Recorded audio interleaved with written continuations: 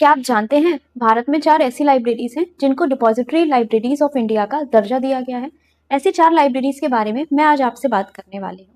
सबसे पहले कि इनको डिपॉजिटरी लाइब्रेरीज क्यों कहा गया, वो जानने से पहले आप ये जानिए कि वो 4 डिपॉजिटरी लाइब्रेरीज भारत में कहाँ पर स्थित हैं और उनका नाम क्या है। सबसे पहले national library of Kolkata, national library of India जो कि आपका कोलकाता में स्थित है। दूसरा आपका पुणे मेरा पब्लिक लाइब्रेरी जो कि चेन्नई में स्थित है। तीसरी लाइब्रेरी आपकी मुंबई में स्थित है जो कि Asiatic society library state central के नाम से जानी जाती है।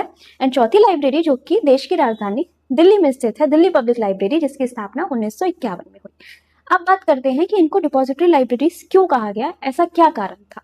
तो मूल कारण जो था वो आपका delivery of books and newspaper public library act 1954।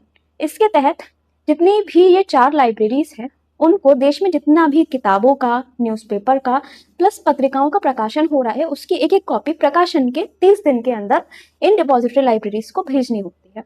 अगर कोई भी प्रकाशक इस चीज़ का उल्लंघन करता है, इस बात का उल्लंघन करता है, अगर कॉपीज नहीं भेजता है तो उस पर कानूनी कार्रवाई व दंड का भुगतान भी दिया जा सकता है, मीन्स उसको फाइन पे करना पड़ सकता है।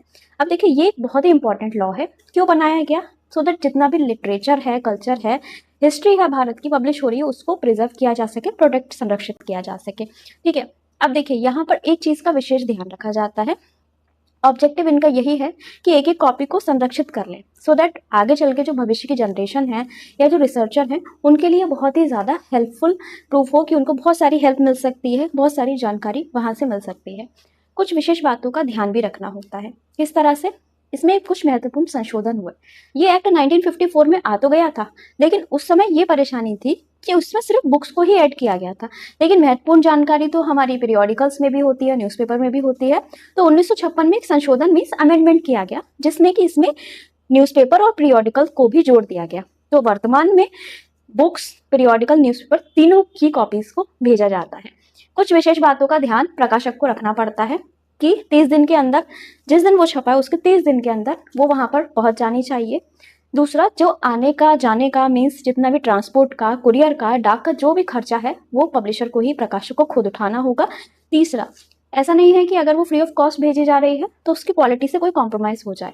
क्वालिटी और बाइंडिंग बहुत अच्छी क्वालिटी की होनी चाहिए, मीन्स इसका बाइंडिंग सबसे अच्छी क्वालिटी की उसको देनी पड़ेगी सो दैट उसको लॉन्ग टर्म तक प्रिजर्व करके रखा जा सके।